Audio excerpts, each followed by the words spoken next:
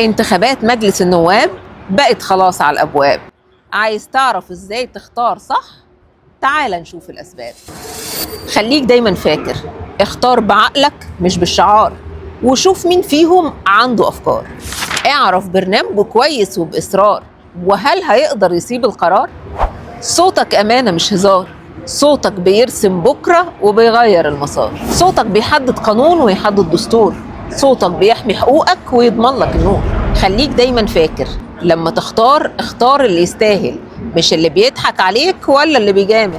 شوف برنامجه دقق فيه، بيشتغل بجد ولا هو كلام وبيرميه؟ ليه تاريخ وليه إنجاز ولا بيظهر وقت التصويت وخلاص؟ شارك وعلم غيرك الاختيار، ولادك هيكبروا ويجنوا الثمار. وخليك دايما فاكر، شارك، اسأل، دقق واختار.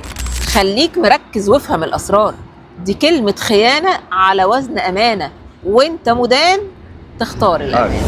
صوتك مش للبيع، لا بكرتونة ولا بجنيه، ولو المرشح يستاهل عمره ما هيشتريه. وخليك دايما فاكر، يا تكون قد المسؤولية يا إما ما تقولش حرية ولا عدالة اجتماعية. أصله شعار غالي مش للي باع القضية.